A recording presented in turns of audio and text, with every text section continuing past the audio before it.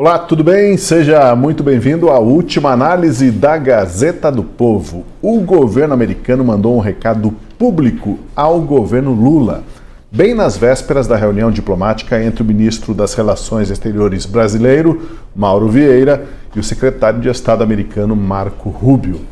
A reunião entre Rubio e Mauro Vieira está marcada para amanhã. Enquanto o presidente Lula discursa país afora dizendo que a química entre ele e Trump vai resolver o impasse entre os países, a mensagem do alto escalão norte-americano parece ir em sentido contrário. A tarifa adicional de 40% tem nome e sobrenome: Alexandre de Moraes, e está relacionada a violações da lei e dos direitos humanos, a prática de censura e a detenção ilegal de críticos, inclusive de cidadãos americanos. Bem, enquanto o governo Lula vai para a reunião em Washington com um entusiasmo quase juvenil, a mensagem americana, como a gente vê, fala alto. Só conversa afiada não vai adiantar. É preciso encarar a pedra no caminho e essa pedra se chama Alexandre de Moraes. Para debater esse e outros temas de relevância de hoje, eu convido você para vir com a gente para a última análise, que tem aqui no estúdio a presença do Francisco Scorsin. Tudo bem, Chico? Tudo bem, Tossi. E na tela com a gente a Júlia Luci. Oi, Júlia, bem-vinda, como vai? Tudo bem, Marcos? Tudo bem, Scorsin? Toda a nossa audiência, boa noite. E a gente torce para que a cadelinha, a cachorrinha do nosso colega André Marcília se recupere, porque ele teve uma emergência agora, teve que correr com a cachorrinha que já está cega, bem velhinha, para o hospital. Então, Marcília, boa sorte com a sua cadelinha aí, que as coisas se encaminham, né? Os pets hoje, as pessoas se apegam de uma forma, não que não se apegassem antes, mas hoje eles são realmente uma companhia quase da família. Bem, nesta quinta-feira tem reunião em Washington entre o ministro das Relações Exteriores do Brasil e o secretário de Estado norte-americano. O tema do encontro são as sanções de 50% aplicadas pelo governo Trump, uma das maiores do mundo. O ministro da Fazenda, Fernando Haddad, disse que o Brasil vai oferecer os melhores argumentos econômicos para fazer os Estados Unidos desistirem do tarifaço. Um ponto central dos argumentos, segundo Haddad, será de que a medida está encarecendo a vida do povo americano em itens essenciais como carne e café. Durante um evento no Rio de Janeiro, o presidente Lula não escondeu o entusiasmo com o avanço nas negociações. Acompanhe a empolgação do presidente ao falar do assunto. Mas quando eu fui falar com o Trump, eu não conhecia ele, a gente estava de mal, mas eu não conhecia ele. E tinha gerado uma química na ONU, em 29 segundos, sabe? Então, ele me ligou, eu falei: presidente, eu queria estabelecer uma conversa sem liturgia. Eu estou fazendo 80 anos hoje. Você vai fazer 80 anos dia 14 de junho, porque eu tinha pesquisado. Dia 14 de junho significa que eu sou 8 meses mais velho do que você. Então vamos nos tratar de você, sem liturgia. E aí comecei a falar o que eu achava que eu deveria ter falado. Então, sabe, não pintou química, pintou uma indústria petroquímica. Tá? Amanhã nós vamos ter a conversa de negociação. E eu estou dizendo isso para vocês porque a nossa relação, a relação humana, ela é química. Nenhuma mulher casa com um homem porque é o mais bonito. Nenhum homem casa com a mulher porque é bonito. Não é a beleza que faz a gente escolher quem que a gente quer ver. Tem uma química na nossa relação. Tem uma química. E eu sei que a nossa relação, 80% é razão, 20%, 80% é química. Se der química, a gente se dá bem. Visivelmente empolgado, não? Aliás, como o presidente Lula tem se mantido desde que recebeu aqueles 29 segundos de atenção de Donald Trump na conferência da ONU em Nova York, Scorsin. Pois bem, agora vem o choque de realidade. Durante uma coletiva de imprensa sobre as relações comerciais entre Estados Unidos e China, o representante do comércio americano, Jamieson Greer, foi curto e grosso sobre as negociações com o Brasil. Ao lado dele estava o secretário do Tesouro, Scott Bessent, que também comentou o assunto. Vamos acompanhar. Cited that 1977 law. The question is about Brazil, the 50% tariffs on Brazil. Can you explain why they are being hit with 50% tariffs and why it falls under the umbrella of the International Emergency Economic Powers Act? Certainly, happy to do that. Now, to be really specific about Brazil, there's actually two regimes at place right here. There's the reciprocal tariff rate of 10% on Brazil, which everyone in the world has, which we're trying to do to control the global trade deficit, which is a huge problem for us. Then on top of that, there's a 40% tariff on Brazil, and that's under a separate emergency, and this is related to extreme concerns with rule of law, censorship, and human rights in Brazil, where a Brazilian judge has taken it upon himself to order U.S. companies to censor themselves, given them secret orders to manage the flow of information, rule of law with respect to political opponents in Brazil, and so when the unlawful detention of U.S. citizens who were in Brazil. Correct. Now, the Treasury Department has often used AIPA, which is the shorthand for the law you're talking about, to impose sanctions, which will cut off countries or companies or persons entirely from the U.S. financial system and cut off trade entirely. If the president can cut off trade entirely, he can certainly impose a tariff, which is a lesser measure than a full sanction. Vésperas da reunião diplomática e os dois lados do conflito aí continuam falando línguas diferentes, não, Escorcim? Lula empolgado com a química e os americanos irritados com a perseguição judicial de Alexandre de Moraes.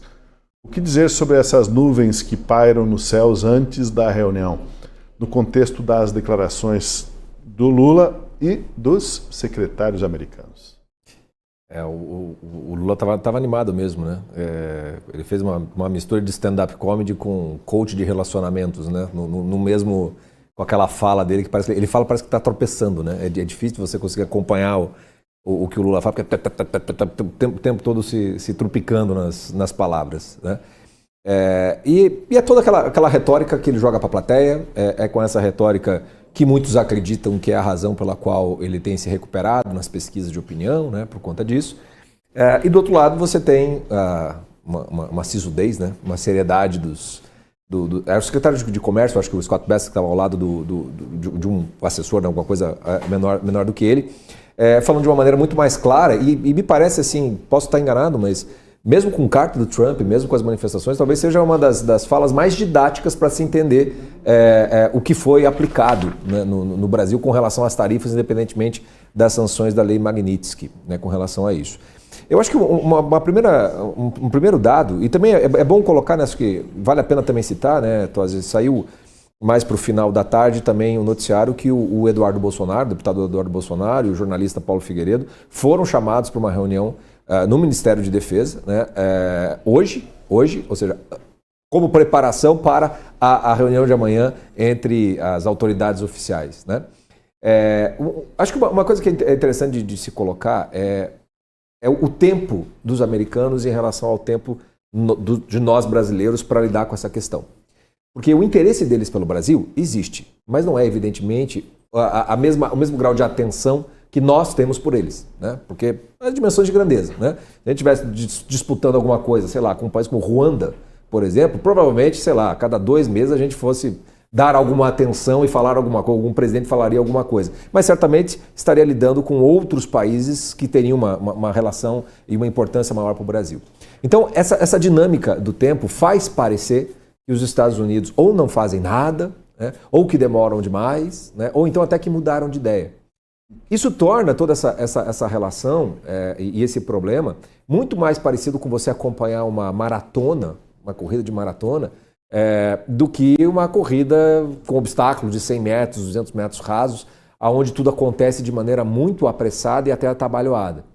E a nossa forma de acompanhar os acontecimentos envolvendo Jair Bolsonaro, envolvendo toda essa dinâmica de acusações de golpe, envolvendo as aplicações das sanções dos Estados Unidos sobre o ministro Alexandre de Moraes, ela quase que não é nem 100 metros, né? A gente fez aqui alguns programas em que de um dia para o outro acontecia coisas que durante um ano inteiro às vezes não acontecem, né? Tudo é muito rápido, tudo acontece muito rápido, tem sempre uma novidade todo dia, está sempre alguma coisa acontecendo, alguma coisa se desenvolvendo.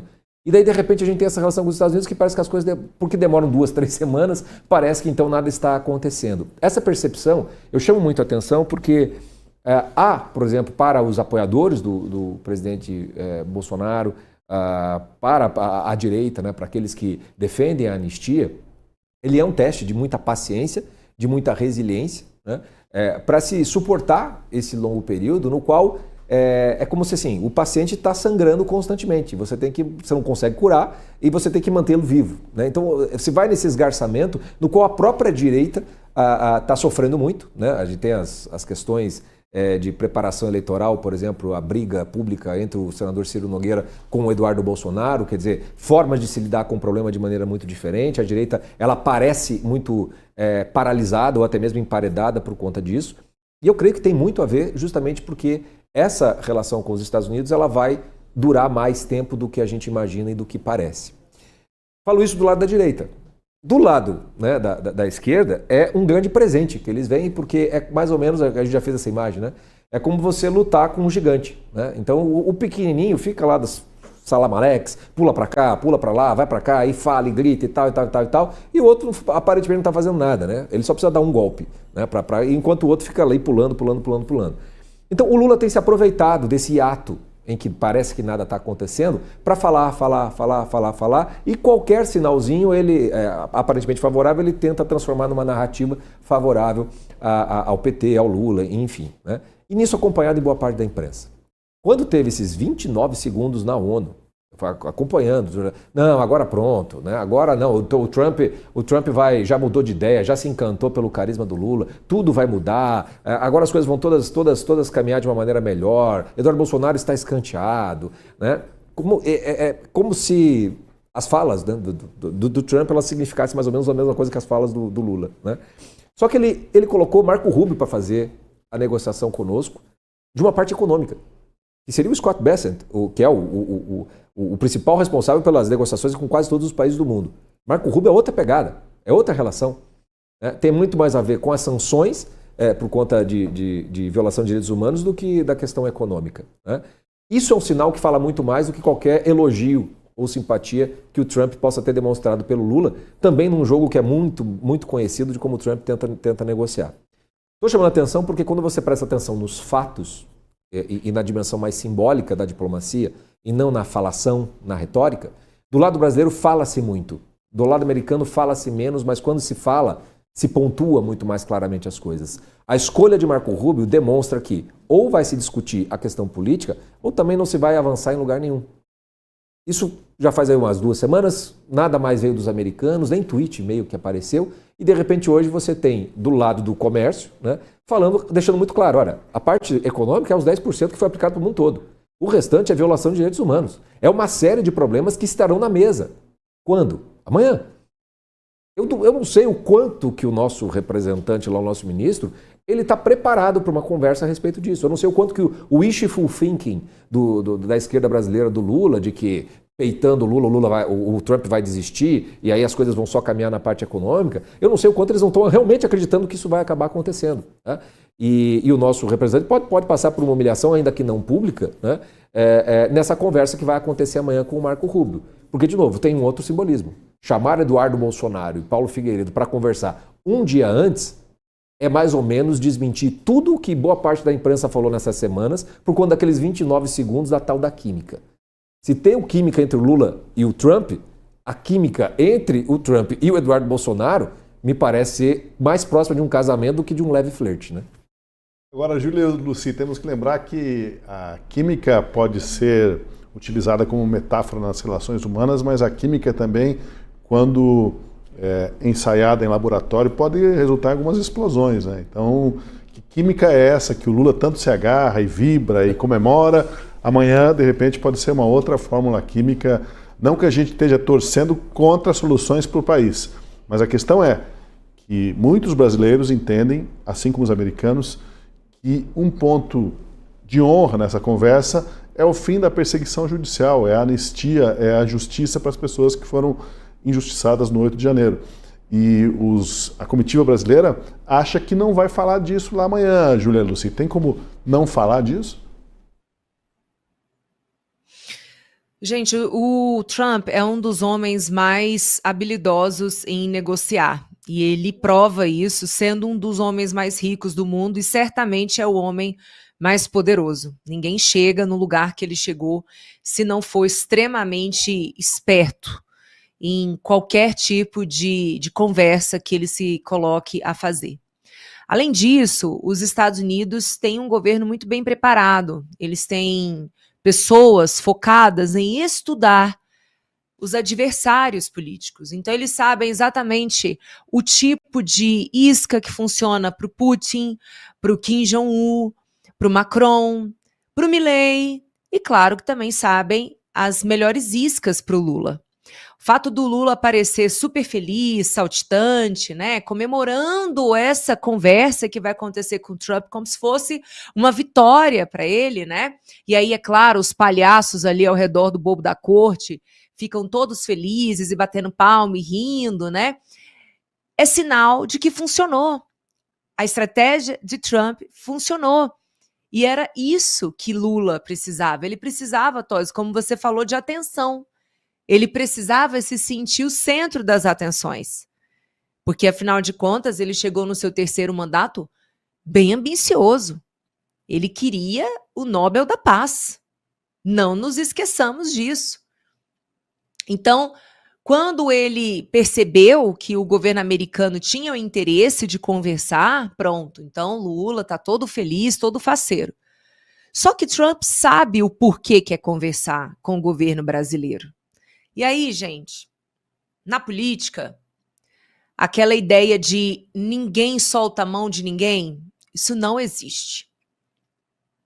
Na realidade, a pessoa só fica ao lado da outra quando é extremamente interessante, quando há uma convergência muito clara de interesse. Então, Lula pode até falar para fora que vai lutar pelo fim da Magnitsky em relação ao ministro Alexandre de Moraes, em relação à sua esposa. Ele pode falar para fora que vai lutar pelo retorno dos vistos americanos para os ministros que tiveram o seu visto suspenso. Mas, sinceramente, ele sabe que não há abertura para isso. Sobretudo, e nada na política é por acaso, tudo é simbólico.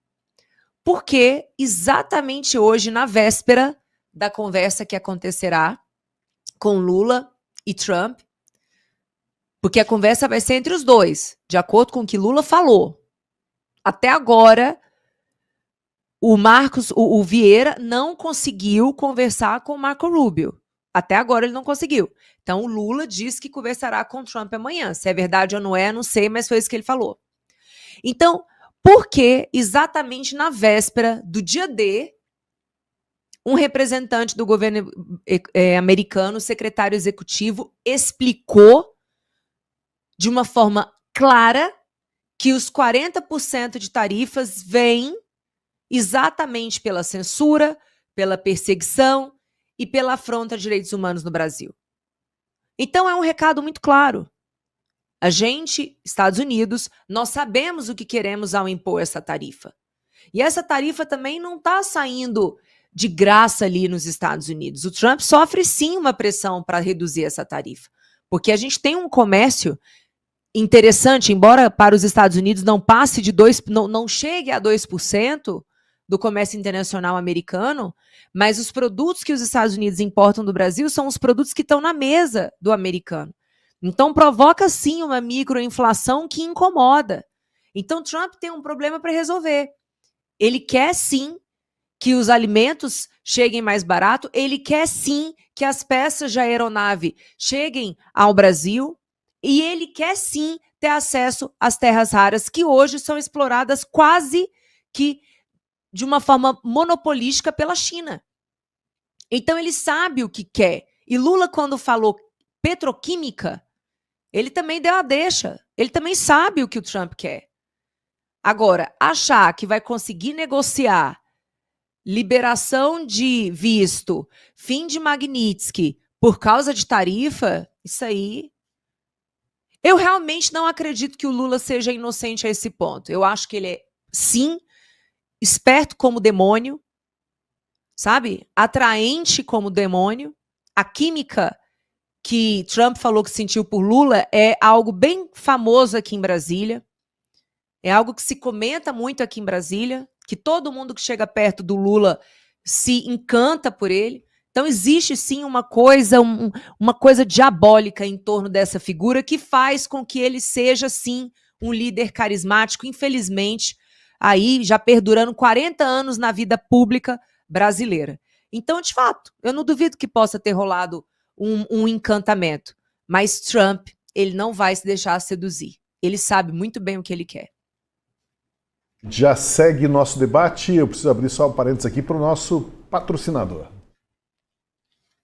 Boa noite para você que está acompanhando aqui a Gazeta do Povo. A gente chega para falar de saúde. Gente, você está passando por dores? Aquela dor que trava, aquele cansaço excessivo, de repente trabalhou durante o dia. É normal estar cansado? Claro que é normal. Mas um cansaço excessivo, aquela estafa mental, Felipe, não é normal, né? Precisa, de repente, repor o mineral que está faltando aí. Exatamente. Boa noite também a você que está aqui acompanhando a programação. Você disse tudo, Rafa, que inclusive é um mineral que naturalmente, além do nosso corpo não produzir, chega nesse horário da noite, infelizmente o nosso corpo vai apresentando esse cansaço. Imagina os níveis de cortisol de quem aí enfrentou o trânsito o dia todo, para você que tem aí a sua demanda de trabalho, só que está acompanhando a programação, está indo aí a caminho da faculdade, enfim. Se você tem uma dupla jornada, é importante você cuidar do seu corpo. E o magnésio, ele tem uma fórmula concentrada, olha só o que a Lírios prepara para você que está aqui acompanhando a Gazeta do Povo. Magnésio 5.0. O que significa isso? É a junção de 5 tipos de magnésio em um único produto, Rafael, tornando uma fórmula muito concentrada que tem esta ação anti-inflamatória que ajuda a desinflamar o seu corpo, reduzindo os níveis de cortisol. A gente sabe também que é um mineral que estimula a produção de melatonina. O que significa? É o hormônio do sono. Então você vai ter um sono restaurador para que no dia seguinte você acorde com mais disposição, energia, vitalidade, aumentando as defesas do nosso corpo. Inclusive, tomando magnésio, você volta a sonhar. E sonhar Verdade. colorido e lembrar do sonho. É importante dizer isso, porque é o que te leva à fase REM do sono. A fase profunda, aquela regeneradora, aquela que renova as células, que reseta o nosso HD, que é o cérebro, né? Aliás, o magnésio é o único dos minerais, ou poucos minerais alcançam, e o magnésio é um deles, que ultrapassa a barreira crânioencefálica, ou seja, para nutrir o cérebro, controlar essa ansiedade, diminuir o cortisol, né? Exato, por isso que ele é considerado a vitamina da memória, para melhorar a sua concentração e diminuir os níveis de ansiedade. Então, se é o aditivo que você está precisando, o telefone já está aí na sua tela. E claro, a Lírios prepara um grande desconto para você que está aqui acompanhando a Gazeta do Povo. Mas capricha agora, Então, capricha, porque quem está assistindo quer aproveitar a oportunidade para ligar agora no 0800 787 1020, já pode ligar agora mesmo. Isso. 0800 787 1020. Diga lá a promoção. É o seguinte, 70% de desconto. Opa, lançamento coisa para você boa. que está aqui acompanhando a programação na Gazeta do Povo. 70% de desconto e vai a Alexa, que vai de presente Olha aí. para os 100 primeiros e um relógio inteligente, um relógio smartwatch para monitorar a sua saúde. Claro que acima de tudo, o maior presente é a nossa saúde, então não perca a oportunidade. Ligue agora e aproveite, e tem o QR Code que está aí na sua tela, que vai direto também para o nosso WhatsApp. Mas vamos lá então, tem o magnésio com 70%, tem relógio inteligente para ferir pressão, batimento cardíaco e Alexa de presente. Ligue agora, não perca a oportunidade. 0800 787 1020. Na declaração do secretário do Comércio americano, hoje ele enfatizou que os 40% escorcinho de tarifa adicional aplicados ao Brasil têm relação com a Lei de Medidas Econômicas Emergenciais de 1977. Essa lei dá poderes ao presidente americano de cortar países inteiros do comércio, se for o caso, se ele desejar, durante uma situação de emergência nacional declarada. Ou seja, a tarifa de 50% pode ser considerada até uma medida módica ou razoável, leve, quem sabe. Poderia ser ainda pior. Isso faz lembrar que Donald Trump, quando anunciou o tarifaço contra o Brasil, disse que estava decretando estado de emergência. Ou seja, se está ruim 50%, é preciso saber que ele tem poderes, se quiser, para decretar a completa interrupção do comércio entre os dois países. Esse é o tamanho do imbróglio em que Alexandre de Moraes nos enfiou. E que agora Lula acha que vai resolver na base da conversa e da oferta de jabuticaba. Será que o Mauro Vieira vai levar uma jabuticaba lá nessa conversa? Vai fazer esse ato de provocação? Não duvido de nada, viu? Não duvido nada mesmo. A coisa é mais séria do que parece, né? E no Brasil, a dimensão que se tenta ignorar do tamanho do escândalo mesmo, que é a atuação do ministro Alexandre de Moraes, leva a uma dissonância cognitiva de muita gente que só segue as coisas pela imprensa, pela televisão. Eu acho que nessa semana, e aqui no último análise, isso quem acompanha essa semana, acho que pode ter tido uma noção um pouco melhor, ou vai se revelando cada vez mais, não apenas aquilo que a gente já sabe, né? Mas quando você começa a ver a comprovação, né, da forma como as coisas foram feitas, né? Então, na segunda-feira a gente teve a entrevista aqui com o advogado do Felipe Martins, você tivemos ontem a entrevista com o advogado da Flávia Ferronato, o Dr. Paulo Faria, e nos dois casos, né? E inclusive ainda casando inclusive com o que estava acontecendo no julgamento no STF, onde o próprio ministro Alexandre de Moraes confirma que pelo menos um documento dos que estão sustentando essas condenações, a PGR cita, mas sequer junta nos autos, né? E hoje, acho que até hoje mesmo, o advogado Felipe Martins também soltou um vídeo onde teria um laudo pericial de que haveria até fraude documental para se tentar provar que Felipe Martins estaria no Palácio Planalto numa das reuniões que seria da construção do golpe, né? A gravidade do que se revela, da forma como as coisas foram feitas nos Estados Unidos. Aqui que talvez a noção porque aqui a gente se defende, aqui é a nossa soberania, você não tem que se meter nisso. O que está se revelando agora, até documentalmente, é a afronta à soberania norte-americana. Porque o Felipe Martins, né, por que cargas d'água um oficial lá da imigração vai querer falsificar a entrada de um brasileiro, que quem é o Felipe Martins na fila do pão, nesse contexto, né? Não faz o menor sentido. Se isso foi feito a mando de alguém, né? E isso é muito mais grave do que parece, porque se consegue fazer isso com um brasileirinho, quantas outras figuras muito mais perigosas, vamos dizer assim, não poderiam estar em solo americano ou entrar em solo americano a partir dessa falsificação, Nesse caso, né, assim, a sorte do governo Lula é que o Brasil tem importância relativa muito pequena para os Estados Unidos, porque imagina se tivesse acontecido isso com a China, que algum chinês tivesse, né, de alguma forma conseguido mexer em documentos da migração americana para favorecer alguém lá do regime chinês. Imagina o escândalo que seria isso, que estaria explodindo nos Estados Unidos. Como é o Brasil, como é uma nação de importância menor nas relações, na geopolítica, nem lá não explodiu tanto assim, mas houve até uma reportagem do Washington Post cobrando o governo americano para esclarecer isso, porque é uma brecha inadmissível na segurança de um país que possa ir lá e mexer no controle de imigração, dizer que alguém viajou para lá sem ter viajado e por motivos escusos, para justificar a prisão de uma pessoa no outro país. Não, e aí você vê que quando se faz referência à legislação e até onde ela pode chegar, essa legislação, se dá uma noção, um senso de proporção do tamanho do Brasil. Porque, como você disse, se fosse da China, fosse da Rússia, talvez a conversa nem seria de tarifa econômica. A coisa já estaria num outro tipo de conversa, muito mais grave e muito mais séria. Mas não para aí, né? Porque tem essa questão do Felipe Martins e aí tem a forma como a Flávia Ferronato foi perseguida. Porque foi mandada uma ordem de prisão através do escritório da Polícia Federal, onde ela teria sido monitorada. Hoje à tarde, inclusive, eu acho que foi numa live mesmo, eu vi um corte apenas, o Paulo Figueiredo também relatou que tanto ele quanto o deputado Eduardo Bolsonaro também teriam sido monitorados, né? Até uma desconfiança de que talvez pudesse haver algum tipo de captura, né? Ser um sequestro em solo americano. Isso, de novo, as pessoas às vezes não têm noção, ok, beleza, né? Tá lá só o cara... Não se pode fazer isso no Estado estrangeiro sem a autorização desse mesmo Estado. E mais ainda, se isso for ser feito, vai ser feito por autoridades daquele Estado que então capturam e aí enviam para o país que pediu num trabalho diplomático muito mais delicado e muito mais sério do que da forma como está sendo feita, né? Então, isso é literalmente você invadir a soberania de um outro país por qualquer razão que seja, por qualquer propósito que seja, de uma maneira que é inadmissível e é incabível. De novo, se fosse China, se fosse Rússia, eu não sei nem se não seria motivo até para a declaração de guerra. Poder chegar num troço desse tamanho, né? O Brasil, não é que não precisa, nós não somos ninguém na fila do pão. Então, em termos proporcionais, a tal da tarifa ainda é muito pouquinho. Para nós pode parecer um negócio desmedido, isso é injusto, isso é um absurdo, etc. e tal. Mas, de novo, é griteiro de quem não tem como sustentar aquilo que foi feito através do STF, em particular pelo ministro Alexandre de Moraes. Quanto mais o tempo passa e mais se encerram as ações do STF, mais claro vai ficando aquilo que não tem mais como eles defenderem, né?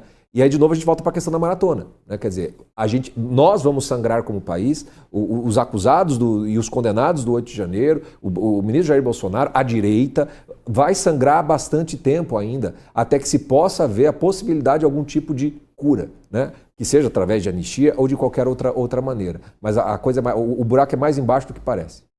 Júlia, na manifestação do secretário americano, ele deixou claro que são duas medidas diferentes, né? Ele disse, tem os 10% que foram aplicados à maioria das nações, uma questão de comércio mesmo, tem os 40% que tem a ver com uma lei de emergência nos Estados Unidos, e emergência que foi declarada por Trump, as pessoas esquecem, ele declarou estado de emergência nas relações com o Brasil para poder ter esses amplos poderes e, se for o caso, trancar tudo, né? Ninguém quer que tranque tudo, mas ele tem já esse aval, essa carta branca pela declaração de emergência para, se for o caso, até piorar as coisas. Eu não imagino que piore, mas que o Mauro Vieira, essa conversa com o Marco Rubio, para ele discutir os 40% fora dessa condição americana, não sei que mágica que ele pretende fazer, ou que produto químico ele vai levar lá. Só assim entorpeceu o secretário, porque é complicado, né? Eles já colocam, desde o início, o Trump, o dirigente máximo, colocou, agora os outros secretários colocam, e o Marco Rubio, que dizem é o mais ideológico deles, se os que são pragmáticos já colocaram assim na mesa, imagina aquele que é dito como o mais ideológico, Júlia.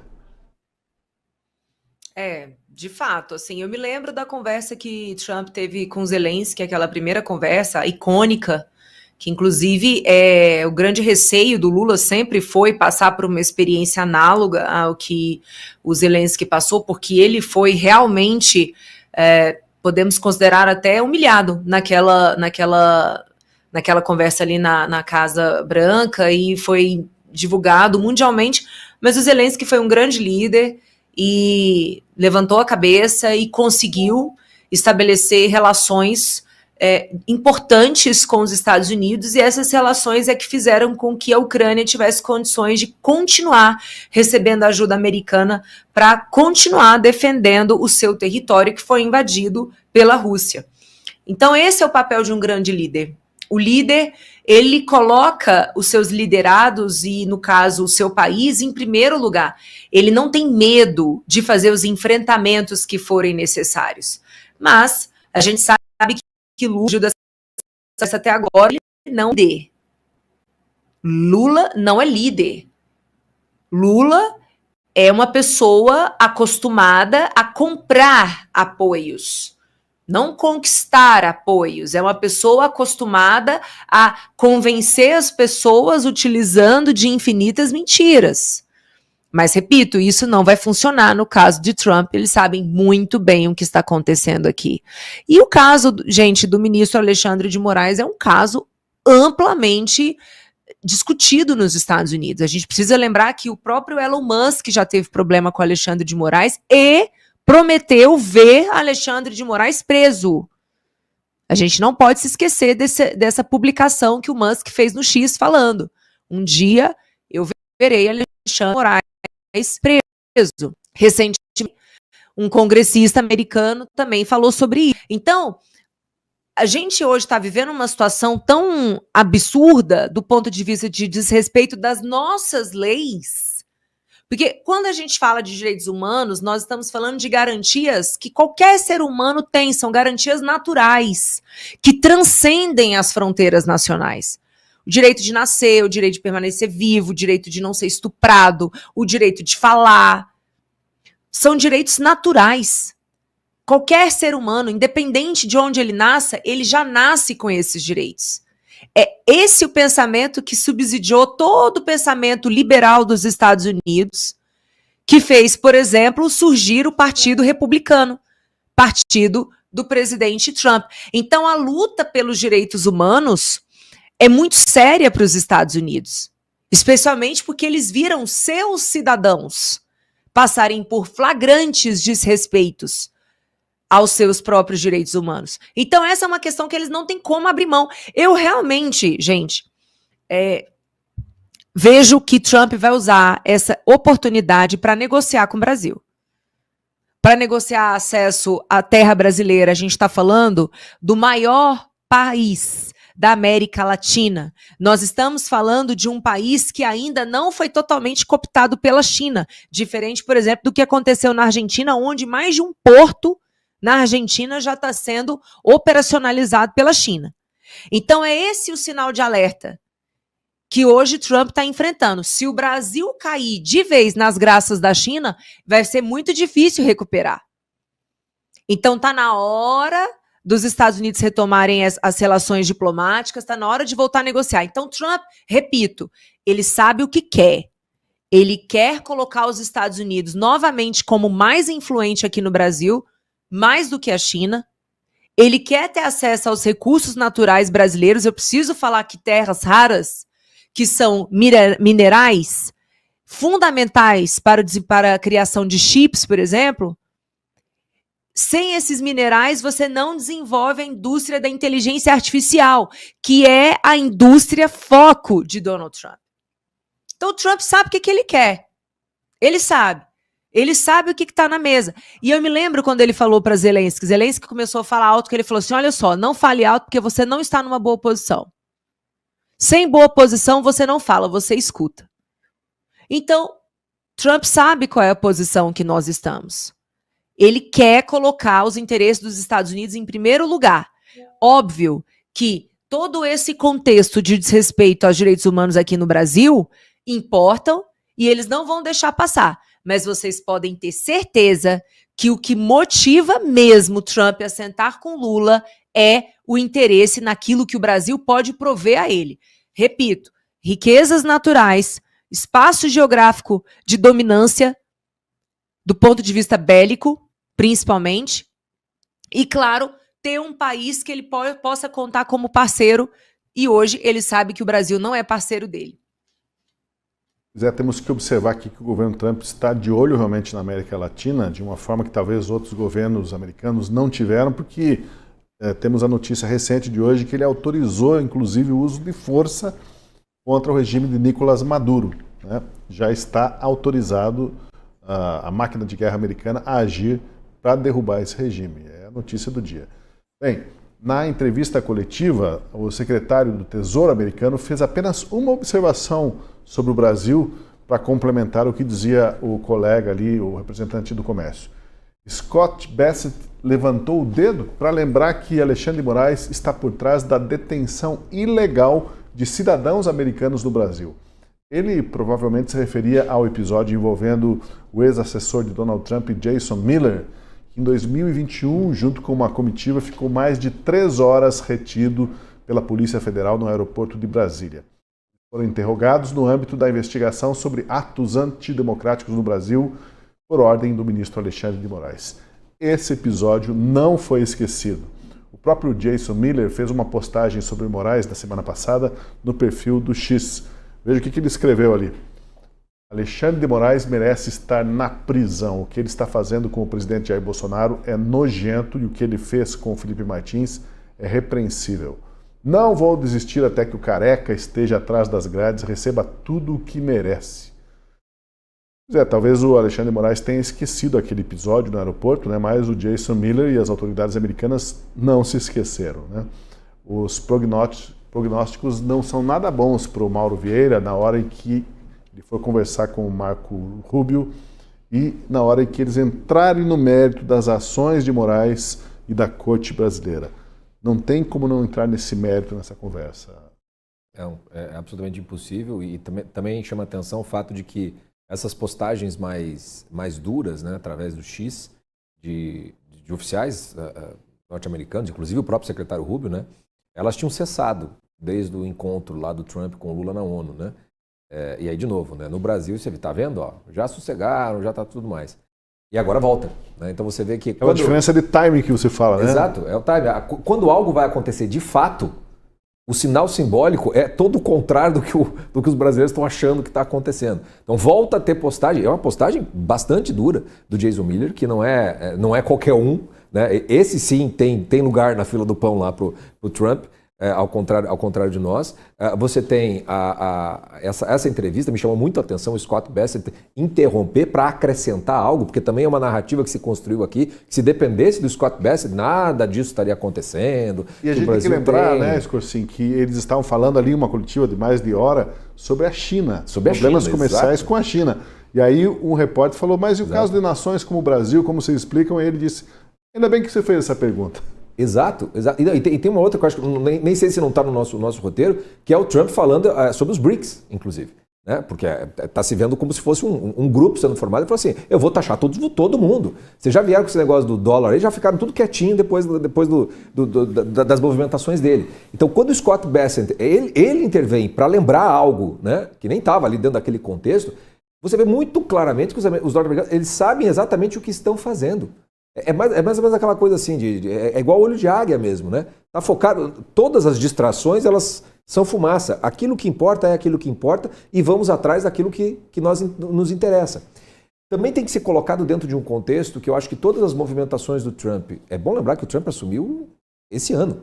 Nós temos 10 meses e o que o Trump fez foi desmantelar praticamente o multilateralismo mundial, não porque ele não quer o multilateralismo. Ele está tentando refundar isso em novas bases. Muito do horror das pessoas com o Trump não é porque ele é irracional, é ilógico, é imprevisível. É porque as pessoas não compreendem qual é a razão e qual é a lógica por trás das ações dele. E de fato, ele esconde, como é um muito bom negociador, não dá para se entender perfeitamente bem quais são as etapas desse plano. E me parece que elas existem. E quando a gente olha para um microexemplo, que é o Brasil, que está dentro da América Latina, veja um outro ato simbólico. O Trump fala que vai ajudar a Argentina com dinheiro caso o Milei ganhe. E aqui no Brasil, de novo, está se metendo na soberania. Eu falei assim, não, eu falei assim, se ele ganhar, vemos condições. Se virar à esquerda, não tem por que a gente ajudar um país que fatalmente não vai ficar a favor de nós. Movimentação na Venezuela. Né? Inclusive, até saiu uma notícia, Tosi, eu acho que foi, para dar fonte, acho que foi um antagonista. Não é exatamente uma notícia, mas é uma curiosidade que eu acho que demonstra bem como o Trump dá sinais simbólicos de como ele pode ir mais longe. Essa autorização que ele deu para atuações dentro do solo venezuelano através da CIA, né, da questão da guerra, também saiu uma revelação de 2 bombardeiros americanos que sobrevoaram ali os céus ali da Venezuela e um deles fez um desenho obsceno para que o radar captasse que estava sendo... Isso acho que saiu no jornal do antagonista. Teve um outro barco que foi bombardeado, parece que era de colombianos. Né?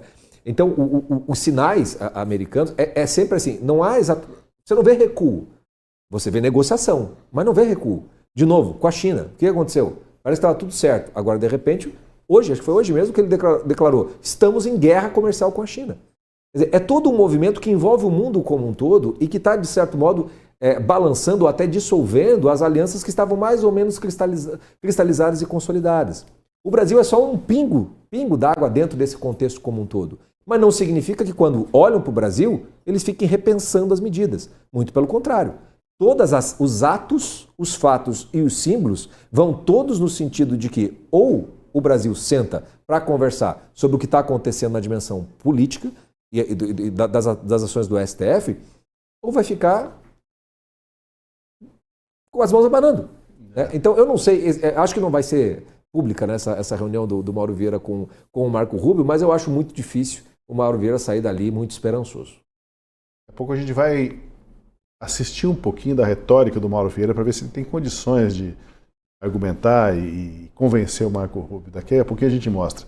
Mas deixa eu saber da Júlia Lucy. Júlia, o caso do americano, né, que esteve aqui e que foi detido no aeroporto de Brasília, aí, interrogado por causa de atos antidemocráticos, o assessor do Donald Trump, o Jason Miller, eles citaram nominalmente, né?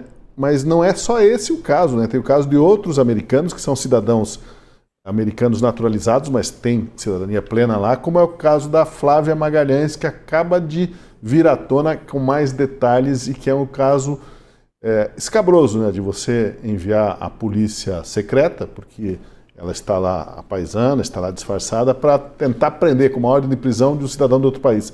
Dá até a impressão que o Lula é tão amigo do Putin que ele deve ter perguntado para o Putin, Putin, como é que eu faço aí para prender alguém fora aí que está me incomodando? Putin, não. Se você quer saber mesmo, eu tenho experiência na KGB, eu vim da KGB, eu já mandei pegar muita gente mundo afora.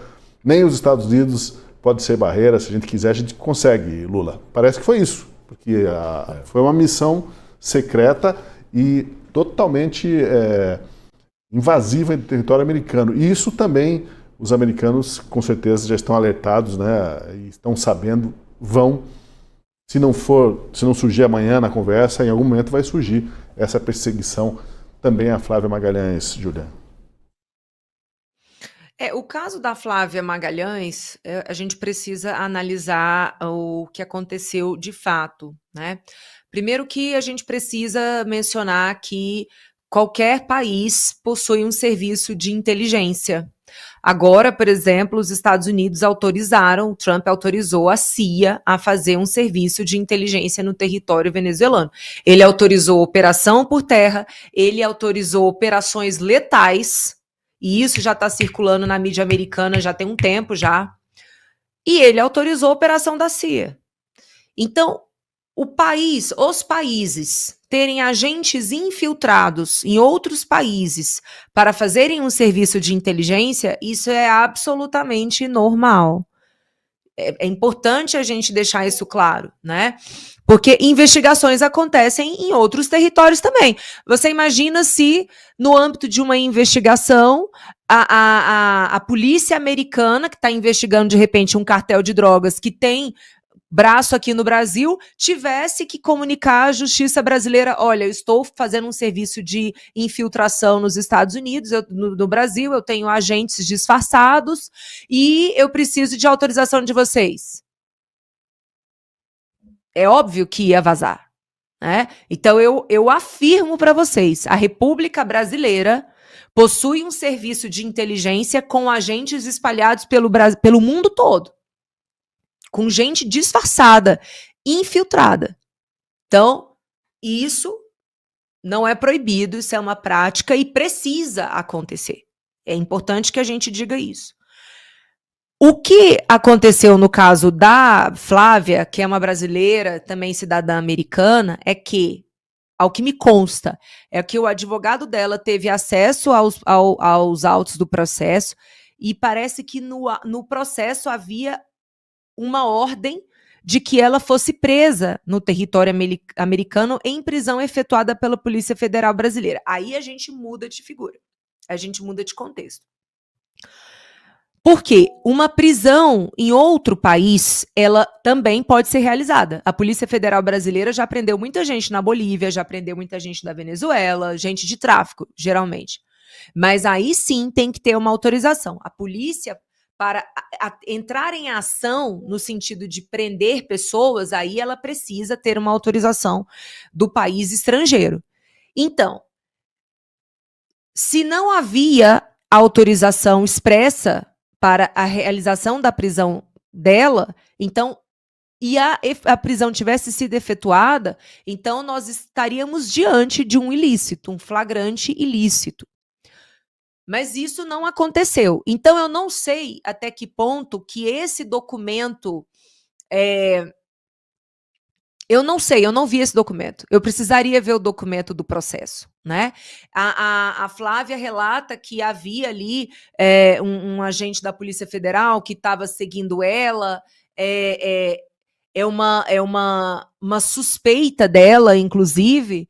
Então, até aí, não passando disso, realmente não vejo algo que não pudesse ser feito e que já não é feito pelo Brasil ou por qualquer outro país. Neste momento, há muitos infiltrados dos Estados Unidos aqui no Brasil.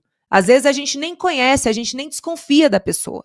E ela está atuando, eles são muito bons nisso, coletando informação. Agora, se ela tivesse sido presa, especialmente porque ela teria sido presa por expressar opinião, e aí é outro ponto, tá? Para que uma pessoa seja presa no outro território, é necessário que tenha havido uma autorização e há necessidade de correspondência de tipo penal. Então, nos Estados Unidos não há crime de opinião. Aqui também não há, certo? Essas pessoas que estão sendo presas, que estão sendo perseguidas por expressarem a sua opinião, todas elas vão ser reparadas no futuro, porque não há embasamento legal para isso. É claro que eles enquadram em outro tipo penal, mas o outro país analisa. Tanto é que no caso do Oswaldo Eustáquio, ele não foi deportado porque o governo espanhol percebeu que ele estava sendo acusado de algo, mas na realidade o que ele era é um opositor. E aí a Espanha disse, não há crime de oposição aqui na Espanha, não autoriza a deportação do Oswaldo Eustáquio. Então, o caso da Flávia tem essa complexidade, e o que a gente precisa analisar é o ponto de vista daquilo que efetivamente foi feito, não a especulação do que teria sido. Pois é, a gente debateu até o caso da Flávia ontem e, Júlia, o que consta no documento é o seguinte, tinha uma ordem de prisão contra a Flávia, né, pelos ataques que ela fez à honra do ministro, mas ela não foi julgada por aquilo, ela foi emitida uma ordem dentro de um inquérito e nessa ordem, à época, a embaixada americana aqui do Brasil foi notificada que tinha sido despedida a ordem durante o governo Biden, vamos lembrar. Então, no mínimo, a embaixada americana foi conivente porque não seria o rito normal de você, estou avisando que eu estou mandando meus agentes, minha polícia prender alguém no teu país. Mas foi assim que o Alexandre de Moraes fez e levou adiante até chegar perto dela, mas por algum motivo não se consumou essa prisão. A Flávia dá a entender que porque ela ficou escondida na barraquinha d'água lá e não deu chance dos caras. E nem tudo foi liberado de acesso dos autos, né? O advogado só conseguiu parte dos autos. Então tem muita coisa ainda por ser explicada, né? O fato é que foi dada uma ordem fugindo do processo normal que seria na cooperação entre os países, né, Júlia? Sim. Mas deixa eu fazer... Não, a gente tem uma série de ritos, né, gente, que não estão sendo cumpridos. O ministro Alexandre de Moraes, ele está fugindo de toda a formalidade. Até agora, ele não foi citado. Entende? O advogado do Trump, no caso da Trump Media, não conseguiu citar o ministro Alexandre de Moraes. Então, ele, de fato, a gente vai mostrar agora... A gente vai mostrar essa denúncia na sequência, a denúncia do advogado do Trump, sobre como o STJ está conduzido em banho-maria ou até deixou na geladeira, na verdade, o pedido para notificação do Alexandre de Moraes. Agora a gente tem mais um recado dos nossos patrocinadores. Tosi, a gente está aqui para levar você que está aí acompanhando saúde. Gente, o que é de mais valor se não a saúde? A gente que se desgasta tanto, que gasta tanta energia, se preocupando com tanta coisa. Você cuida da família, cuida do marido, cuida da esposa, cuida da empresa, cuida do trabalho e a sua saúde. E se você viesse a faltar hoje, quem é que cuidaria de tudo isso? Por isso a gente precisa cuidar da saúde. E para cuidar da saúde, o mineral da vida, o magnésio que participa de 300 reações do nosso corpo e que a Lírios traz aqui numa versão, Felipe, que é concentrada, né? São 5 magnésios numa única cápsula, é isso? Exatamente, são 5 formas de magnésio, porque cada fórmula do magnésio ele tem a sua ação específica. Então, um serve para fortalecer o sistema imunológico, aumentando as defesas do corpo. Outro estimula a produção de melatonina, que é o hormônio do sono. Vai fortalecer também a sua musculatura. E quando falamos de saúde óssea, nós sempre associamos mais ao cálcio. Só que nos esquecemos que é o magnésio que faz aquela função de absorver o cálcio e mandando o cálcio para fortalecer a sua saúde óssea. E é por isso que é uma fórmula completa que a Lírios desenvolveu para você que está aqui acompanhando a programação na Gazeta do Povo. E além disso, você também tem uma facilidade, porque vale lembrar, Rafa, que este telefone que você está aqui acompanhando a programação, está aí no seu visor, é direto com o nosso laboratório da Lírios, então não tem nenhum intermediário, é direto com o nosso laboratório, por isso que você garante esta grande facilidade, este super desconto de 70%. Olha, você vai pagar bem menos da metade, porque 70% é desconto para você, tem a facilidade de você também acessar através do QR Code pelo seu celular, vai direto para o nosso WhatsApp, então é um mecanismo a mais que você pode entrar em contato conosco e também tem presente, né, Rafa? Pois é, você falou de 70% e justificou, e eu acho que é interessante a gente fazer lembrar aqui que quando você negocia direto com o laboratório, não tem atravessador, não tem farmácia, não tem distribuidor, você fala direto com o laboratório e aí recebe no conforto, na segurança do seu lar, não paga o frete. Não tem frete, né? Não, entrega grátis para todo o Brasil. Só menciona que está aqui acompanhando a programação na Gazeta do Povo para você garantir esse desconto. Ainda leva uma Alexa que vai de presente, mais um relógio smartwatch. Só que como são poucas unidades, 100 primeiras ligações que ligarem neste telefone 0800 787 1020. Liga, aproveite e garanta o seu desconto. Não perca a oportunidade. Vai bater na sua porta. Agora tome a sua atitude. Ligue 0800 787 1020. Garanta o seu magnésio 5.0 com 70% de desconto, uma Alexa, relógio inteligente e frete grátis para todo o Brasil. Ligue agora, 0800 787 1020. Tosi, é com você. Agora vamos falar daquele tema que a Júlia Lucia começou a abordar ali, que foi o seguinte: nessa semana o advogado do Donald Trump, o Martin DeLuca, denunciou que as autoridades brasileiras estão bloqueando a citação de Alexandre de Moraes num processo movido nos Estados Unidos pelas empresas Rumble e Trump Media. Desde julho, a Justiça Americana aguarda que o STJ notifique Moraes sobre a ação judicial que acusa o ministro de dar ordens ilegais para banir perfis de residentes nos Estados Unidos e de fazer ameaças com multas e responsabilização criminal aos executivos das plataformas. A Rumble, que está proibida de operar no Brasil, quer ser indenizada por Moraes dos prejuízos financeiros, dos gastos com os advogados, mas o que seria uma simples formalidade judicial de rotina, a entrega de documentos da Justiça Americana, conforme o protocolo da Convenção de Haia, está sendo tratada pelas autoridades brasileiras como um perigo mortal. Em vez de processar o pedido, o STJ colocou o arquivo em segredo e pediu o parecer da Procuradoria-Geral da República. A gente tem aqui o parecer da PGR, que foi feito agora, há uma semana, e está sob sigilo. Curiosamente, a PGR fez o parecer e manteve sob sigilo de justiça. Desde então, se aguarda a manifestação do presidente do STJ, o ministro Herman Benjamin. Para o advogado de Trump, o Martin DeLuca, o atraso é uma violação das obrigações internacionais do Brasil e uma tentativa de evitar que Moraes seja responsabilizado perante um tribunal americano. O Martin marcou o secretário Marco Rubio na publicação no X e sugeriu que pode valer a pena perguntar ao ministro Mauro Vieira por que motivo a citação de Moraes no processo da Rumble está parada no judiciário brasileiro. Veja a conclusão do advogado Martin DeLuca.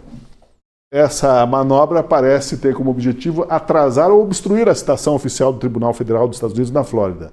Se Moraes fosse notificado, ele seria formalmente levado a um tribunal dos Estados Unidos para responder por seus ataques a empresas e usuários americanos, algo que o governo brasileiro parece desesperado para evitar. Até quando os cursinhos STJ podem enrolar nisso, né? O que acontece é simplesmente deixar engavetado ad eterno. Já causa espanto o fato de ter recebido nessa comunicação, uma comunicação, segundo a Convenção de Haia, que é meramente administrativa, de repente trata-se como uma questão jurídica de alta periculosidade, decreta-se sigilo e começa a enrolar para não dar resposta. Estão enrolando mesmo? É sempre complicado de você considerar que o nosso Poder Judiciário está enrolando alguma coisa, porque a exceção no Poder Judiciário é a celeridade, infelizmente.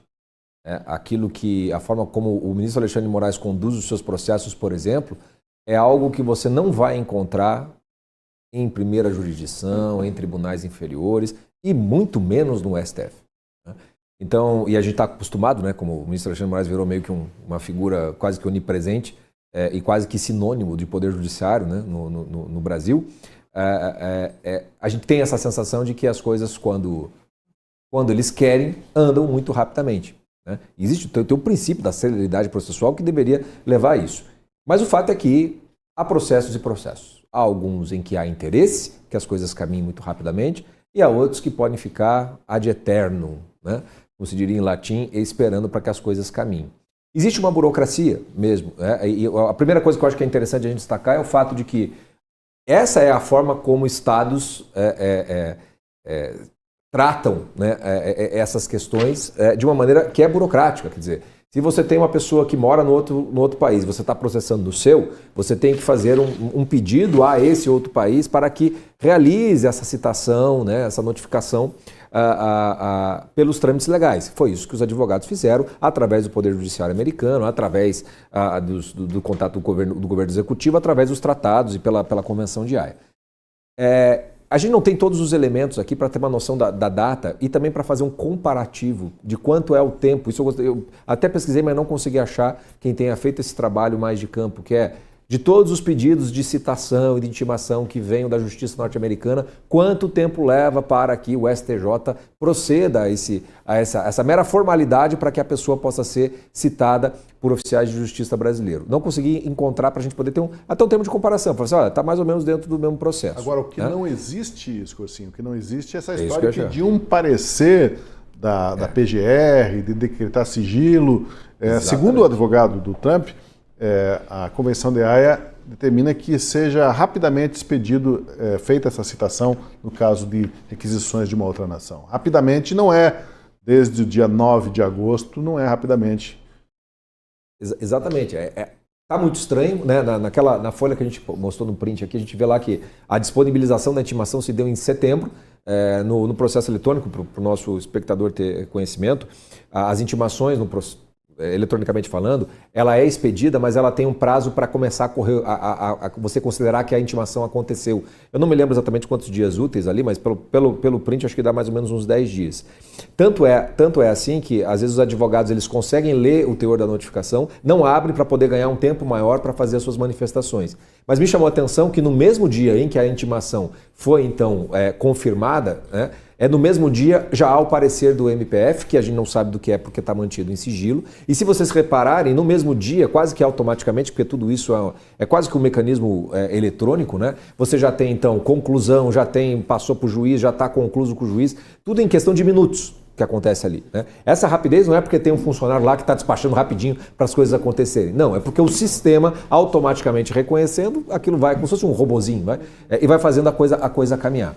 Então, pelo print, o que chama a atenção é, primeiro, por que razão o MPF foi chamado a se manifestar para um processo que é de citação na área civil, lá nos Estados Unidos. Quer dizer, ok, envolve um ministro da Suprema Corte, mas não faz muito sentido, né?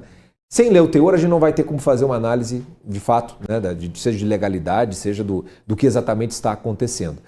Agora, o fato de que isso está desde julho para acontecer, né, essa manifestação do advogado, ele é parte interessada, então também a gente tem que sempre ponderar essas questões, mas o fato é que está tudo muito estranho, né, e não me parece que seja muito inteligente da parte do nosso Poder Judiciário tentar enrolar e levar em banho-maria aquilo que, no fundo, vai mais acabar confirmando aquilo que os Estados Unidos estão acusando e que o presidente Trump tem falado, que não se trata somente de um juiz, de um ministro da Suprema Corte, mas ele começa a falar de um regime que atua de uma maneira que não seria democrática, né? Porque daí já não é o Alexandre de Moraes, é o STJ, é o MPF, já começa a ser um negócio muito maior do que apenas a atuação de um único juiz.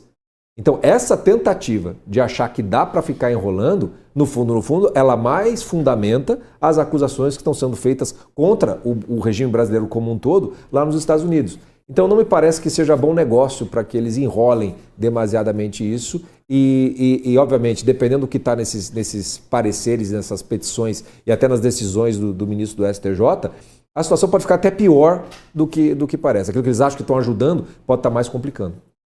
Hoje, Júlia, está fazendo 2 meses, aniversário de 2 meses. Foi no dia 15 de agosto que o STJ recebeu, né, o documento, o pedido de notificação da Justiça da Flórida. E hoje, 15 de outubro, 2 meses já, que o processo foi para a PGR, voltou agora na semana passada com a manifestação. Ninguém sabe o que é essa manifestação, porque está em sigilo.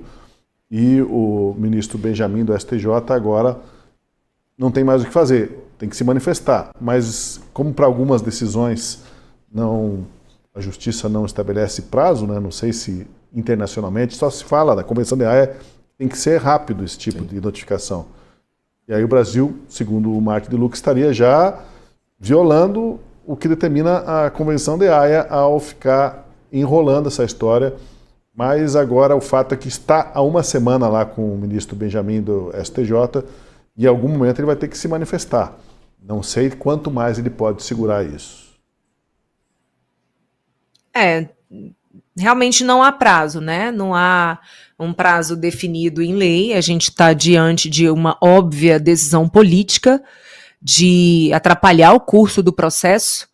E aqui no Brasil já se autoriza a citação pelo WhatsApp, por exemplo, e com certeza existe mecanismo para você considerar. Veja, o próprio ministro Alexandre de Moraes já entendeu, se eu não me engano, no caso do Paulo Figueiredo, que ele não precisaria receber a citação do processo. O simples fato de estar amplamente divulgado na imprensa, e ele próprio comentar o assunto na imprensa, já significa uma citação tácita, um recebimento tácito do processo. Eu confesso que não sei se há abertura para esse entendimento quando se trata de direito internacional. Agora, o Trump está aí para exatamente mudar as coisas, né? O direito está aí para se adaptar aos novos tempos e nós estamos num mundo absolutamente conectado. Então é óbvio e ululante que o ministro Alexandre de Moraes sabe que ele é réu nesse processo, que esse processo precisa da manifestação dele e se não houver uma manifestação no prazo específico, ele pode ser, inclusive, condenado à revelia, né? Porque não há no direito a possibilidade de você parar um processo porque o réu não apareceu, não se manifestou. O direito, ele precisa garantir que o lesado, no caso, o governo americano, a empresa americana de Donald Trump, corrijo, ela é a instituição lesada. Então, essa instituição lesada, ela não pode ficar afastada do seu direito de ter acesso à reparação do dano, porque o réu não apareceu formalmente. Então, assim, eu entendo que o advogado de Trump é um homem super preparado, muito, muito inteligente, está utilizando essa situação, inclusive, para comunicar ao mundo inteiro o estado de exceção que o Brasil vive, para provar o quanto as instituições do judiciário brasileiro já foram capturados por esse grupo, que é liderado, sim, pelo ministro Alexandre de Moraes, que parece que faz o que quer, do jeito que quer, né? Reescreve as leis ao seu bel prazer, ele é a lei, né? E o advogado está se utilizando dessa situação para mostrar o que está acontecendo, mas o fato da citação não acontecer não será impedimento para o ministro ser julgado, jamais. Daqui a pouquinho a gente vai falar sobre o substituto do Barroso, né? Enquanto o nosso aviso aí do governo americano é assim, tá ruim, pode ficar pior para o Brasil em relação às tarifas, em relação ao Barroso, algo parecido vem aí, né? Mas a gente já fala sobre o substituto do Barroso, que vai ser definido pelo presidente Lula e terá que ser sabatinado pelo Senado Federal. Vamos agora a mais um recado dos patrocinadores. Você que está acompanhando aqui a Gazeta, olha, deixa eu falar contigo que de repente está sentindo aquela pressão alta, estresse, não aguenta mais, né? Dia após dia está estressado, ansiedade, está caminhando até para uma depressão. Gente, o magnésio pode te ajudar. O magnésio é considerado o mineral da vida. Por quê, Felipe? Primeiro, porque ele traz o equilíbrio que o nosso corpo precisa, sendo um poderoso condutor e agindo em mais de 300 reações bioquímicas no nosso organismo. Primeiro, quando você consegue viver uma vida sem dores, você tem muito mais mobilidade, energia, disposição e, por um outro lado da moeda, é frustrante demais você querer fazer tarefas simples do cotidiano e não conseguir. Subir uma escada, fazer uma caminhada, é frustrante demais. E a ausência de magnésio no nosso organismo vai trazendo esta triste realidade. Vai aumentando os níveis de cortisol, seu corpo fica inflamado, seu sistema imunológico fica muito mais vulnerável e você fica doente com muito mais frequência. E por isso que a Lírios ela desenvolveu magnésio 5.0 e é a junção de 5 tipos de magnésio em um único produto produto e apenas 2 cápsulas ao dia é a quantidade diária que o seu corpo precisa deste poderoso aditivo. Ele manda cálcio para os ossos para fortalecer sua saúde óssea. Ele manda vitamina C para fortalecer o seu sistema imunológico e ele também vai estimulando de uma forma natural a melatonina, que é o hormônio do sono. Você tem aquele sono restaurador para que no dia seguinte você acorde com a vitalidade que o seu corpo precisa e também que a sua rotina também necessita. E assim, ó, magnésio por aí você encontra em vários lugares. Agora, concentrado na versão 5.0, com 5 magnésios numa única cápsula, é só da Lírios. E direto da Lírios, sem atravessador, sem farmácia, sem casa de produto natural, você vai adquirir através do telefone 0800 787 1020.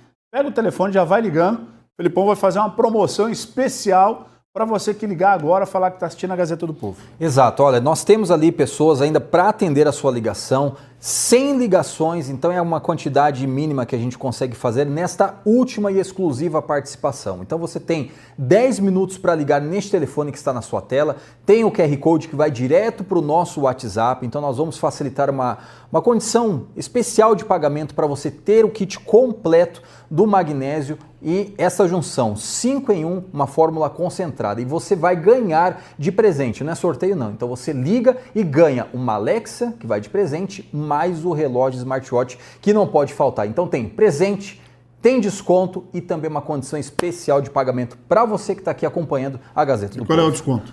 70%, vou manter. 70% de desconto. Liga agora, você vai garantir aí com frete grátis em qualquer lugar do Brasil, de onde você estiver assistindo.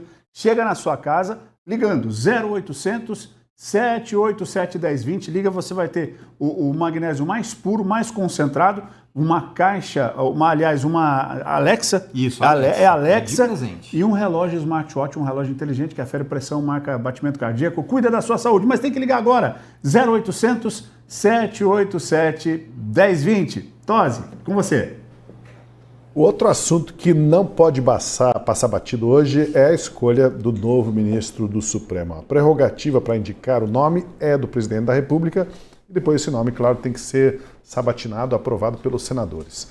O presidente Lula fez um jantar com 4 ministros do STF para discutir quem vai substituir Barroso. Ele teria dito que ainda está amadurecendo a escolha, mas que os outros ministros podem ficar tranquilos, eles vão gostar da pessoa que ele vai indicar.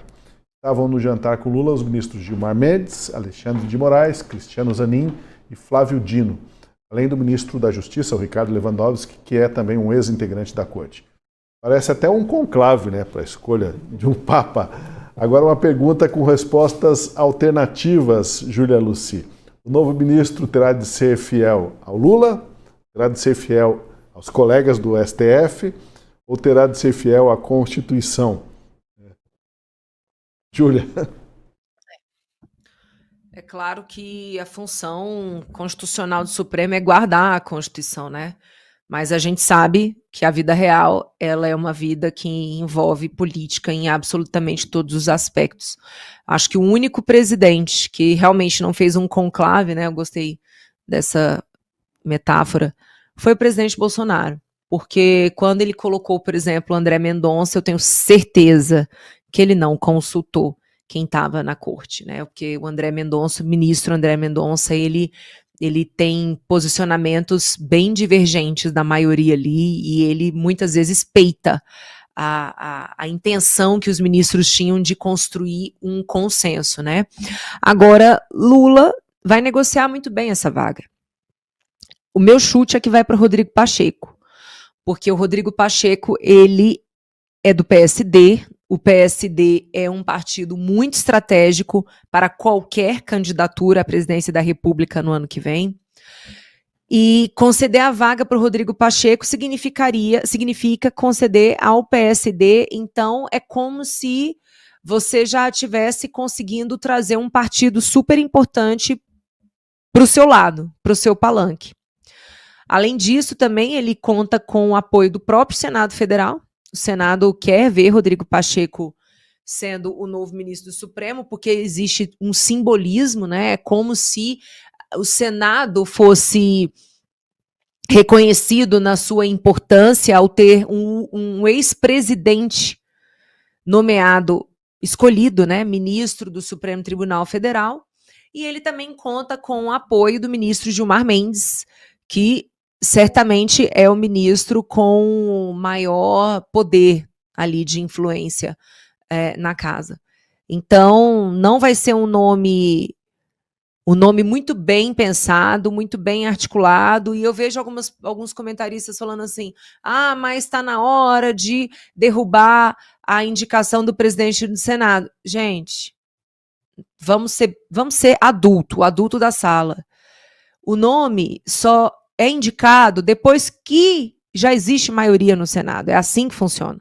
Então, na hora que o presidente Lula indicar, certamente essa pessoa vai ser escolhida, vai ser sabatinada, mas vai passar pelo escrutínio do Senado e vai ser nomeado. Agora, eu acho que nós precisamos ficar alertas sobre a necessidade de mudança, tanto de entrada no Supremo Tribunal Federal, tempo de permanência. Acho extremamente importante estabelecer um mandato, não tem lógica. Você fere de morte a essência de uma república quando você permite que uma pessoa física permaneça em qualquer cargo por 20, 30, 40 anos. Porque é disso que nós estamos falando. A aposentadoria compulsória do Supremo é de 75 anos. Se uma pessoa foi indicada com 35 anos, por exemplo, ele pode ficar 40 anos. Isso é inadmissível. Inadmissível. Então, que fique, pelo menos sirva essa situação que o Lula construiu muito bem, porque mesmo que a direita ganhe o ano que vem, ele já conseguiu colocar 2 pessoas. Ele fez isso de propósito. E tudo indica que a ministra Carmen Lúcia vai pedir para sair também. Então, assim, a gente não pode deixar do jeito que está. Nós temos que mudar as regras para limitar o tempo de permanência de ministro no Supremo Tribunal Federal. A Júlia coloca aí, assim, essa especulação de que o governo Lula estaria articulando, o presidente Lula, a aposentadoria de quem pudesse aposentar aí, dos aliados dele no STF, para colocar justamente gente jovem lá que vai continuar esse legado esquerdista, né? Por anos, por décadas, e mesmo depois deles eventualmente perderem o poder, o próximo governante, os próximos governantes terão de lidar com um Supremo petista no seu DNA, na sua raiz, né? Mesmo que a Carmen Lúcia não peça o boné, né? Mesmo que não se aposente antes, o fato é que já está o DNA lá petista. Qualquer exame do ratinho aí já ia comprovar a paternidade, né? É até natural que seja, né? Porque veja, Fernando Henrique Cardoso já é um homem, né, de esquerda, né? As suas indicações, que foi o ministro Gilmar Mendes, por exemplo, já tem uma inclinação mais progressista, vamos dizer assim. Não tanto como o PT, que foi quem substituiu o governo Fernando Henrique com o Lula por 8 anos. Depois veio a Dilma, por mais um tanto tempo. A gente teve soluços de não esquerda na presidência da República, que é quem indica. Então é natural que quase a totalidade da configuração do Supremo Tribunal Federal esteja mais inclinada ideologicamente à esquerda, né? Mas é fato que todas essas movimentações em torno do Supremo Tribunal Federal, eu acho que elas já transcenderam a questão das indicações, porque se chegou num ponto, me parece, de não retorno com relação a isso. Então, as eleições do ano que vem acho que serão as mais decisivas com relação ao futuro dessa configuração de nomeação de ministros e de tempo de permanência. Porque me parece inevitável que, se a direita de fato conseguir o que ela acredita que pode conseguir, que é uma maioria consistente no Senado Federal, né, e também na Câmara, né, uma continuação daquilo que se conseguiu, é possível se pensar em uma emenda à Constituição na qual você coloca mandato, e aí resolveria esse problema que a Júlia colocou, né, do tempo que vai ficar ali no um ministro. Pode-se colocar também um limitador de idade, né, uma série de outras questões. Então acho que esse jogo, por mais que o Lula, que a Carmen Lúcia se aposente, o Gilmar Mendes se aposente, sabe, deu mais quem se aposente, para ficar ali com ministros sub-30, até ficar até os mais 75 lá. Isso tudo pode mudar nos próximos anos em virtude dessa dimensão política. Talvez por isso a indicação atual do Lula ela seja interessante de se prestar atenção, porque a indicação que ele fez, a primeira foi a do Zanin, e você vê que foi uma indicação inteiramente pessoal. Se nós vermos as indicações que o Lula tem feito neste governo atual dele, para ministérios inclusive, todas elas, por mais que tenha negociação, que ele afague aqui, afague acolá, ele tem feito o que ele quer. Ele tem indicado quem ele quer. Os principais ministérios estão todos na mão do PT, né, de indicações do PT, do grupo ali interno do PT. Cristiano Zanin foi uma indicação dele, mesmo ele sabendo o quanto isso pegaria mal. Em virtude de tudo que ele está nem aí, indicou isso. Depois veio o ministro Flávio Dino. Mesmíssima coisa. Né? Ele botou ali um black bloc, entendeu? Para fazer frente mesmo dentro do Supremo Tribunal Federal. Nessa atuada, né, me parece que quem sai na frente é aquele, portanto, que seria da confiança mais pessoal dele, desse grupo, que seria o tal do Messias, né, o do Messias, né, o Jorge Messias. Famoso do áudio, que o Messias está levando um papelzinho aí para você assinar. Então, num contexto mais ou menos, em virtude do passado recente, me parece que essa seria a escolha pessoal do Lula. Acho que não teria dúvida. Mas o Messias chegaria ao STF já humilhado pelos colegas, porque eles deixaram transparecer aí recados para a imprensa de que ele seria fraco para o cargo. E agora não poderia ter alguém fraco lá. Então imagina se chegar para um lugar em que já te classificaram como fracote antes de admitir. E não só do fraco, né? Há uma preocupação com a radicalização, justamente com a indicação de pessoas muito alinhadas a uma ideologia. É bom colocar o seguinte, os ministros do STF estão com medo. Também uma das razões para a Carmen Lúcia aceitar se aposentar em virtude, e o Barroso também, em virtude que eles acham que com isso eles vão escapar do que pode vir a acontecer com as sanções sendo ampliadas da Lei Magnitsky. Então também é uma tentativa de fugir do problema, não encarar a situação. Então, um dos pedidos que eu vi desses ministros era para que se colocasse alguém mais moderado, alguém que fosse mais palatável, para talvez um jogo mais até para o exterior do que para o interior. Nesse sentido, o Rodrigo Pacheco cairia como uma luva, porque ele aí sim vem indicado pelo Senado não, né? Pelo Davi Alcolumbre, é do gosto dos ministros, né? E hoje em dia o próprio Lula já confessou, ele não governa sem o STF.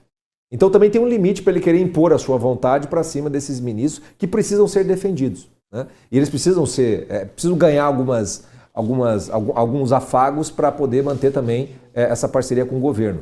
Acho que todas as indicações que o Lula fez, inclusive para o Superior Tribunal Militar, para o STJ, foram todas indicações ou do Moraes, ou do Barroso. Sempre os ministros acabaram e ele sempre foi dando nesse sentido.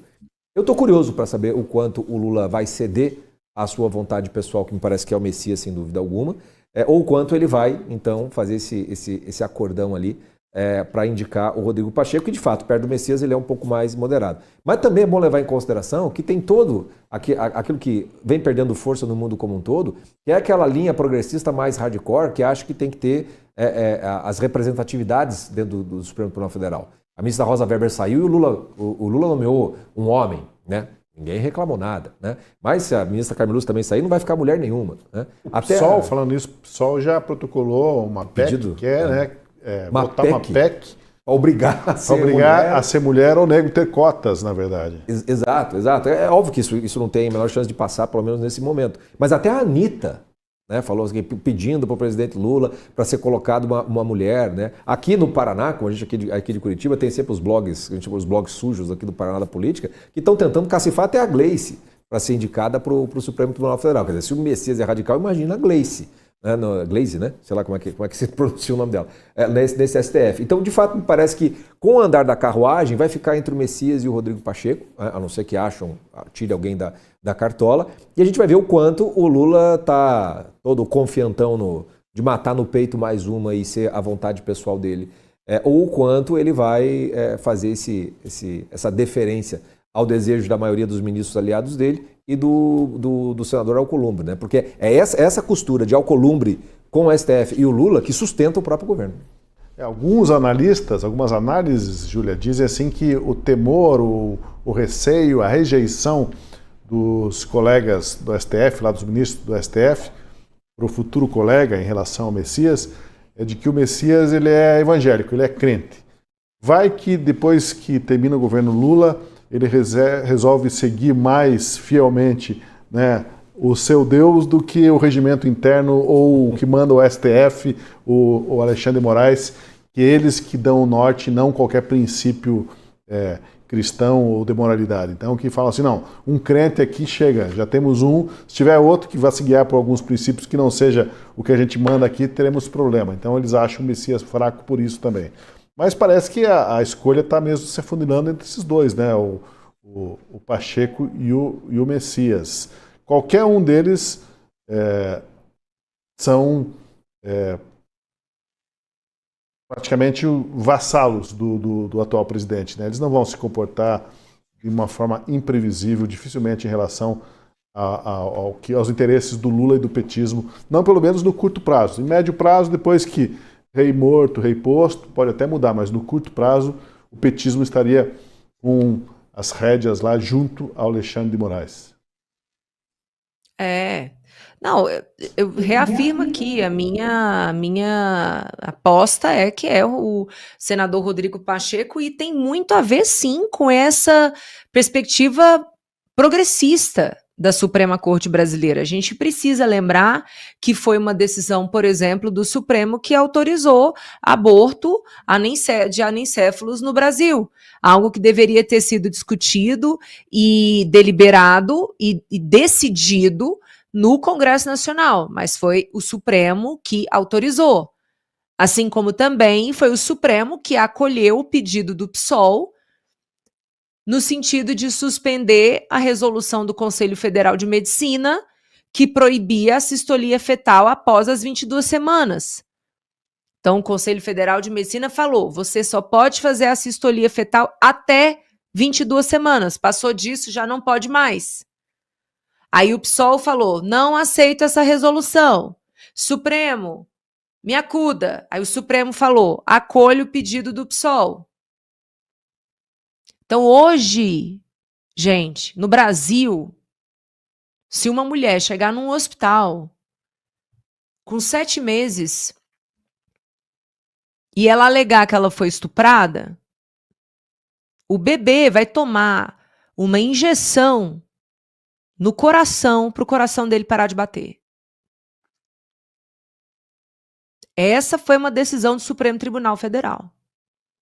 Eu acho que, de fato, colocar um super evangélico, um super católico ali, seria um problema diante desse tipo de situação que é levada para o Supremo Tribunal Federal. E, além disso, Rodrigo Pacheco ele tem uma vida própria. Querendo ou não, ele já era político, ele foi eleito por quem não queria ver a Dilma, né? E agora foi acolhido pelo PT, enfim.